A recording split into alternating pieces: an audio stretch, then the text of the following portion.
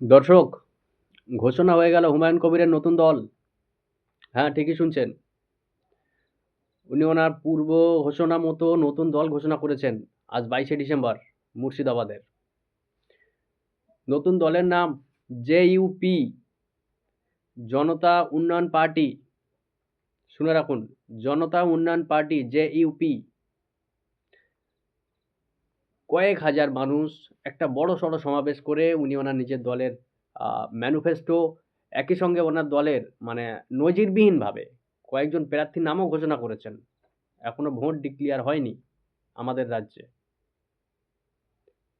উনি দলের ম্যানিফেস্টো, দলের নাম, একই সঙ্গে কয়েকজন প্রার্থী, সেখানে হিন্দু মুসলমান উভয়ই রয়েছেন, কয়েকজন প্রার্থী ঘোষণা করেছেন।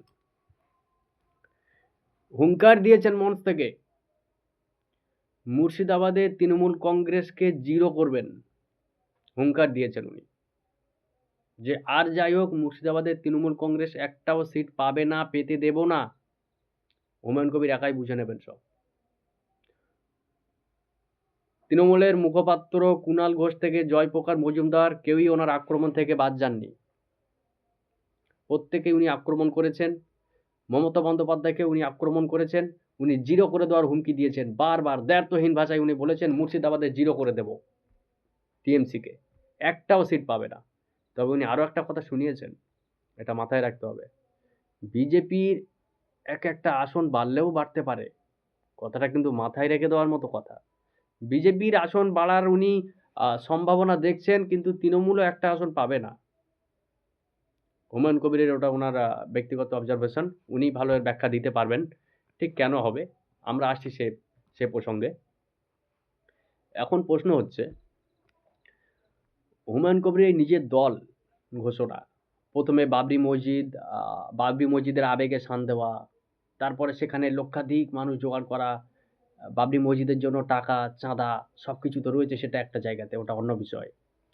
আবার নতুন দল তৃণমূলকে জিরো করে দেবে মুর্শিদাবাদ জেলাতে। তারপরেও উনি বলছেন যদি প্রয়োজন পড়ে গোটা রাজ্যে 294টা সিটেও উনি প্রার্থী দিতে বাধ্য হবেন যদি প্রয়োজন হয়। এখন প্রশ্ন হচ্ছে, হুমায়ুনের এই নতুন দল জনতা উন্নয়ন পার্টি, এই জনতা উন্নয়ন পার্টি যদি ভোটে লড়ে, তাহলে কার লাভ কার ক্ষতি আমাদের এটা বুঝতে হবে সবার আগে। কার লাভ কার ক্ষতি, বিভিন্ন রাজনৈতিক বিশ্লেষক ওনাদের মতো করে বিশ্লেষণ করছেন, আপনারা ইতিমধ্যে শুনেছেন, আমরাও একটা বিশ্লেষণ করেছি আমাদের চ্যানেলের তরফ থেকে, যে হুমায়ুন কবির মূলত সংখ্যালঘু ভোটকেই পাখির চোখ করে এগোচ্ছেন। সংখ্যালঘু মাইনরিটিদের ভোটটা, যেটা এই রাজ্যের 30%, এই 30% ভোটটাকে উনি পাখির চোখ করে এগিয়ে চলেছেন। সেটাই ওনার কোর ভোট ব্যাংক। যদি উনি ভোট পান, আপাতত এটাকেই পাখির চোখ। এখন আমরা দেখি 2021 বিধানসভা নির্বাচন। 2021-এর বিধানসভা নির্বাচনে 25% মুসলিম সংখ্যালঘু মানুষজন যেখানে বাস করতেন, সেই রকম 146টা সিটের মধ্যে তৃণমূল একাই 131টা সিটে জয়ী হয়েছিলেন। 25% যেখানে সংখ্যালঘু মানুষের বাস, সেই রকম সিটের সংখ্যা ছিল 146টা। তৃণমূল কংগ্রেস পেয়েছিলেন একাই 131টা, বিজেপি পেয়েছিলেন 14টা। অর্থাৎ যদি হুমায়ুন কবির এই সংখ্যালঘু ভোটের কিছুটা অন্তত নিজেদের দখলে নিয়ে আসতে পারেন, তাহলে কিন্তু তৃণমূলের কপালে চিন্তার ভাঁজ চওড়া হতে বাধ্য। এটা গেল 25%। এবারে আমরা আছি 40%, যেখানে 40%-এরও বেশি মুসলিম বাস করতেন, যে সমস্ত জেলাগুলোতে, বিশেষ করে মালদা, মুর্শিদাবাদ, যেখানে 40%-এরও বেশি মুসলিম ভোট ছিল, সেই রকম সিট ছিল 74টা। 40%-এরও বেশি মুসলিম ভোট, এমন 74টা সিট ছিল।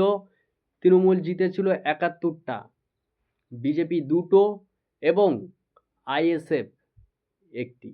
অর্থাৎ এই পরিসংখ্যান থেকেই বোঝা যায় যে মুসলিম ভোট একেবারে ঢালাও উজাড় করে দিয়েছে তৃণমূলকে। যার ফলে 2021-এ অভূতপূর্ব একটা সাফল্য তৃণমূলের। এখন প্রশ্ন হচ্ছে এই মুসলিম ভোট হুমায়ুনের দিকে যদি কিছুটাও চলে যায়, হুমায়ুন যদি জিততে পারেন সেটা আলাদা কথা।